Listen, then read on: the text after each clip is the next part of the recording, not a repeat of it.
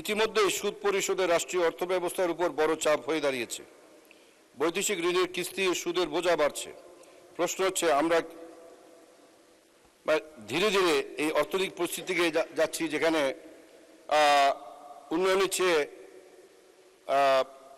ঋণ পরিশোধের বিষয়টা না বড় হয়ে যায়, সেই দিকে মাননীয় অর্থমন্ত্রী নিশ্চয়ই লক্ষ্য রাখবেন। অংশগ্রহণ করবেন মৌলভীবাজার ৩ আসন থেকে নির্বাচিত মাননীয় সদস্য জনাব নাসের রহমান। জনাব নাসের রহমান, আপনার সময় 7 মিনিট। ধন্যবাদ।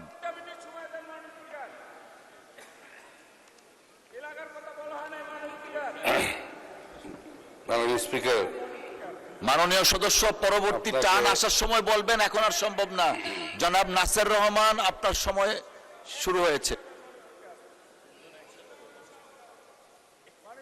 আমার সময়টা চলে যাচ্ছে মাননীয় স্পিকার, আপনি আবার মিটারটাকে আবার নতুন করে ঘুরান। আমার মাননীয় সদস্য, এটা আমরা অ্যাডজাস্ট করে নিব। Please carry on. মাননীয় স্পিকার,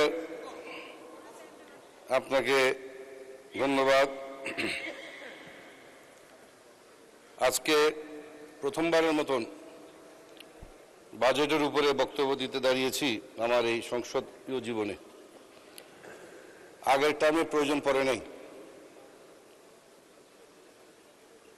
মাননীয় স্পিকার, আজকে এই বাজেট বক্তব্য শুরুর আগে আমি সশ্রদ্ধ চিত্তে স্মরণ করছি আমাদের দলের প্রতিষ্ঠাতা, বহুদলীয় গণতন্ত্রের প্রতিষ্ঠাতা শহীদ প্রেসিডেন্ট জিয়াউর রহমান, আর গণতন্ত্রের অতন্দ্র প্রহরী আপসীন নেত্রী আমাদের মাতা বেগম খালেদা জিয়াকে। মাননীয় স্পিকার, সেই সাথে বাজেটের উপর বক্তৃতা দাঁড়িয়ে আমি আমার মরহুম পিতার কথা স্মরণ না করে শুরু করলে জিনিসটা খারাপ দেখাবে বোধহয়। জনাব সাইফুর রহমান এই সংসদে 10 বার, আর আগের পুরাতন সংসদে 2 বার, 12 বার বাংলাদেশের জাতীয় বাজেট পেশ করেছেন। আজকে সশ্রদ্ধ চিত্তে তাকে স্মরণ করি তার প্রায় 17 বছর মৃত্যুর পর। মাননীয় স্পিকার, এই বাজেট নিঃসন্দেহে আমি একটু দেখে বলতে হবে, কারণ এটা টেকনিক্যাল বিষয়, এটা এক্সটেম্পোর দেওয়া সম্ভব না। এই বাজেট নিঃসন্দেহে আকারে বিশাল সাইজ ও উচ্চাভিলাষী এবং ভাষায় সংস্কারমুখী। মাননীয় অর্থমন্ত্রী এটিকে বিনিয়োগ, প্রবৃদ্ধি, কর্মসংস্থান, সামাজিক সুরক্ষা ও জ্বালানি নিরাপত্তার বাজেট হিসেবে তুলে ধরেছেন। মাননীয় স্পিকার, এই বাজেটের কতগুলি সুফল পয়েন্টগুলি আমি তুলে ধরতে চাই। বহু বছর পরে এই বাজেট একটি সহানুভূতিশীল বাজেট হয়েছে, কারণ নাগরিকদের ও ব্যবসায়ীদের কোনো এফেক্ট করে নাই, কোনো কিছু দাম বাড়ে নাই, হা উতাস হয় নাই। মুদ্রাস্ফীতির চলমান অভিঘাত থেকে বছরের আয় সীমা 3,75,000 করা হয়েছে, যেটা অত্যন্ত সময় উপযোগী। তবে সেটা 4 লক্ষ যদি করতে পারা যায় তাহলে আরো ভালো হয়। বাজেটের প্রথম পার্সোনাল ইনকাম ট্যাক্স এবং কর্পোরেট ট্যাক্স দুইটাই 5 বছরের জন্য নির্দিষ্ট করে ট্যাক্স রেটকে একটি দীর্ঘমেয়াদী সুনির্দিষ্ট করা হয়েছে, যার ফলে একটি অনুমানযোগ্য কর তৈরিতে সহায়তা করবে ভবিষ্যতে। জ্বালানি ও বিদ্যুৎ খাতে সাহসের সাথে ওভারঅল ভর্তুকি পরিমাণ আগের তুলনায় 22% বৃদ্ধি করা হয়েছে, যা অত্যন্ত সময়োপযোগী। কারণ জ্বালানি হলো এমন উপাদান যার দাম ও সরবরাহ জনগণ ও সরকারের উপরে ব্যাপক প্রভাব বিস্তার করে। দেশের আর্থিক ব্যবস্থাপনার অবস্থা এখন যেভাবে নাজুক অবস্থায় আছে, সেখানে ৬,০০০ কোটি টাকা ব্যাংক ঋণ কমানো অত্যন্ত বিচক্ষণ সিদ্ধান্ত হয়েছে। মাননীয় স্পিকার, বাজেটের প্রধান তিনটি কাজ হল রাজস্ব আহরণের জন্য ট্যাক্স রেট এবং ভ্যারিয়েবল ট্যাক্স নির্ধারণ, সরকারি ব্যয় বিনিয়োগের জন্য অর্থ যোগান এবং সরকারের অর্থনীতি সংক্রান্ত নীতি কৌশল ও অগ্রাধিকার বিষয়ে সংকেত প্রদান। নিঃসন্দেহে এই বাজেট সেই বিষয়ে অত্যন্ত সুচারুভাবে তুলে ধরা হয়েছে। মাননীয় অর্থমন্ত্রী 10টি অগ্রাধিকার তুলে ধরেছেন, যা একদিকে অর্থনীতির পুনর্গঠন নিয়ে আলোকপাত করেছে, আর একদিকে অন্তর্ভুক্তিমূলক উন্নয়ন ও সুশাসন প্রতিষ্ঠায় বিষয়টি জোরালোভাবে তুলে ধরেছেন।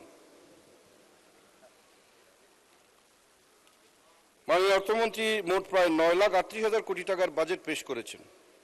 রাজস্ব আয়ের লক্ষ্য ধরা হয়েছে 6,95,000 কোটি, অর্থাৎ ঘাটতি দাঁড়াচ্ছে প্রায় 2,43,000 কোটি টাকা।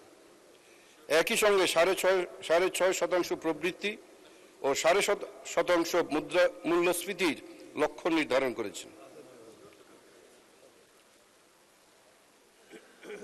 দেশের বাস্তব অর্থনৈতিক পরিস্থিতিতে এই লক্ষ্যমাত্রাগুলি অর্জন করা একটা মাননীয় অর্থমন্ত্রী একটা চ্যালেঞ্জিং কাজ হবে। আমরা জানি গত কয়েক বছর ধরে রাজস্ব আহরণের ধারাবাহিক ঘাটতি রয়েছে। কর জাল এখনো সীমিত, কর ফাঁকি রোধে দুর্বলতা রয়েছে, ব্যাট ব্যবস্থাপনায় কাঠামোগত সমস্যা আছে। এই বাস্তবতায় প্রায় 20% রাজস্ব বাড়ানোর প্রাক্কলন করা হয়েছে। আশা করি আমার মাননীয় অর্থমন্ত্রী সেদিকে সেই লক্ষ্য অর্জন করতে পারবেন। মাননীয় স্পিকার, এই বাজেটের আরেকটি বড় বিষয় হলো স্বনির্ভরতা। বাজেট ঘাটতি পূরণে সরকারকে যথারীতি দেশীয় ও বৈদেশিক ঋণের উপর নির্ভর করতে হবে। ইতিমধ্যে সুদ পরিশোধে রাষ্ট্রীয় অর্থব্যবস্থার উপর বড় চাপ হয়ে দাঁড়িয়েছে। বৈদেশিক ঋণের কিস্তি ও সুদের বোঝা বাড়ছে। প্রশ্ন হচ্ছে, আমরা ধীরে ধীরে এই অর্থনৈতিক পরিস্থিতিকে যাচ্ছি যেখানে উন্নয়নের চেয়ে ঋণ পরিশোধের বিষয়টা না বড় হয়ে যায়, সেই দিকে মাননীয় অর্থমন্ত্রী নিশ্চয় লক্ষ্য রাখবেন। মাননীয় অর্থমন্ত্রী 3 লাখ কোটি টাকার এডিপি ঘোষণা করেছেন। পরিবহন, বিদ্যুৎ, জ্বালানি, শিক্ষা ও স্বাস্থ্য খাতে বিপুল বরাদ্দ বাড়ানো হয়েছে, ডাবল করা হয়েছে স্বাস্থ্য এবং শিক্ষা খাতে। এটা অত্যন্ত কি বলবো, আনন্দের বিষয় এবং মানে বর্তমান প্রেক্ষাপটের জন্য খুবই প্রয়োজন। কিন্তু আমাদের অভিজ্ঞতা বলে বাস্তবতা হলো প্রকল্প সময় ক্ষেপণ, ব্যয় বৃদ্ধি, অদক্ষতা ও অপচয় এখন নিয়মিত ঘটনা হয়ে দাঁড়িয়েছিল গত 15 বছরের দুঃশাসনের ফলে। কাজেই মাননীয় সদস্য, আপনার সময় 4 মিনিট বাড়ানো হলো, সর্বোচ্চ 4 মিনিট। থ্যাংক ইউ ম্যাডাম, ধন্যবাদ। Thank you sir. কাজেই শুধু বড় অঙ্কের বরাদ্দ দিলে উন্নয়ন হবে বলে মনে হয় না মাননীয় স্পিকার। এই বিপুল অর্থ সঠিকভাবে কাজে লাগানোর জন্য প্রয়োজন দক্ষ বাস্তবায়ন, কঠোর নজরদারি ও জবাবদিহি। অন্যথায় এই বিপুল উন্নয়ন বাজেটও জনগণের প্রতি উন্নয়নের প্রত্যাশা পূরণে কঠিন হয়ে যেতে পারে। জ্বালানি ও বিদ্যুৎ খাতে দেশের বাজেটের প্রণয়নে একটি স্পর্শকাতর খাত। আন্তর্জাতিক বাজারে তেল ও এলএনজির দাম, মধ্যপ্রাচ্যের অস্থিরতা, গ্যাসের ঘাটতি সব মিলিয়ে এই খাতে সরকারের ভর্তুকি ব্যয় আরও বাড়বে। বিদ্যুৎ খাতে আইপিপিদের পেমেন্ট, ক্যাপাসিটি চার্জ ও জ্বালানি আমদানির ব্যয় সবই এখন বড় আর্থিক চাপ। মাননীয় অর্থমন্ত্রী দেশীয় গ্যাস অনুসন্ধান ও নবায়নযোগ্য জ্বালানির আইনের আশা ব্যক্ত করেছেন, কিন্তু এই উদ্যোগের ফল পেতে সময় লাগবে। আর ততদিন পর্যন্ত এই ব্যয়ের চাপ বহন করা একটা চিন্তার বিষয়। শেষ পর্যন্ত যাতে এটা আমাদের মানে ওনার বাজেটে যাতে চাপের সৃষ্টি না হয় সেই দিকে একটু লক্ষ্য রাখবেন মাননীয় অর্থমন্ত্রী। মূল্যস্ফীতি নিয়ন্ত্রণে একটি চ্যালেঞ্জ হয়ে দাঁড়াবে, কারণ খাদ্যদ্রব্য, নিত্যপণ্য, পরিবহন ও জ্বালানি ব্যয়ের চাপে সাধারণ মানুষ চাপে আছে। বাজেটে মূল্যস্ফীতি 7.5% নামিয়ে আনার লক্ষ্য দেওয়া হয়েছে, কিন্তু বাজারে যদি চাল, ডাল, তেল, গ্যাস, বিদ্যুৎ, চিকিৎসা ব্যয় না কমে তাহলে অর্থমন্ত্রী মহোদয় চাপে পড়ে যাবেন। এই বাজেট বেসরকারি খাত নির্ভর প্রবৃত্তির বাজেট হিসাবে আখ্যায়িত করা হয়েছে, কিন্তু বাস্তবে ব্যাংকিং খাত, খেলাপি ঋণ জর্জরিত, তারল্য সংকট বেশ প্রকট এবং বেসরকারি খাতে ঋণ প্রবাহ আমরা সবাই জানি। ব্যবসায়ীরা নীতিগত অনিশ্চয়তা, জ্বালানি সংকট এবং আর্থিক সংকটে ভুগছেন। এই বাস্তবতায় বেসরকারি বিনিয়োগ বৃদ্ধি করাটা একটা বড় চ্যালেঞ্জ হয়ে দাঁড়াবে। বিনিয়োগের পরিবেশ করাটা খুব জরুরি, তা না হলে প্রবৃত্তির লক্ষ্য একটা আশাবাদী বক্তব্যে পরিণত হতে পারে। মাননীয় স্পিকার, এই বাজেট অনেক ইতিবাচক দিক আছে। অবকাঠামো, শিক্ষা, স্বাস্থ্য, প্রযুক্তি ও জ্বালানি নিরাপত্তার উপর বিপুল গুরুত্ব দেওয়া হয়েছে। কিছু খাতে প্রণোদনায় রাখা হয়েছে। কিন্তু একটি বাজেটের সাফল্য নির্ভর করে শুধু ঘোষণার উপর নয়, নির্ভর করে রাজস্ব আদায়ের সক্ষমতা, ব্যয়ের দক্ষতা, দুর্নীতি নিয়ন্ত্রণ, ঋণ ব্যবস্থা, মূল্যস্ফীতি নিয়ন্ত্রণ এবং জনগণের জীবন বাস্তব স্বস্তি ফিরিয়ে আনার উপর। সুতরাং আমি এই বাজেটকে খুবই চ্যালেঞ্জিং বাজেট হিসেবে দেখি। যদি রাজস্ব আদায় প্রাক্কলনের ধারে কাছে না আসে, যদি উন্নয়ন প্রকল্পসমূহ বাস্তবায়নের দীর্ঘসূত্রিতা না হয়, যদি জ্বালানি খাতের চাপ না কমে, বাড়তেই থাকে, যদি অভ্যন্তরীণ বৈদেশিক ঋণের বোঝা আরও ভারী হয়, তাহলে এই বাজেটে বড় বড় অঙ্গীকার শেষ পর্যন্ত বাস্তবায়ন হতে পারে। তবে এখানে একটা শেষ কথা বলে শেষ করতে চাই। বাজেটের সাফল্য সংখ্যায় নয়, মানুষের জীবন তার প্রভাব মাপা হয়। মানুষের জীবনে তার প্রভাবে মাপা হয়। ঘোষণা নয়, বাস্তবায়নে তার বিচার হয়।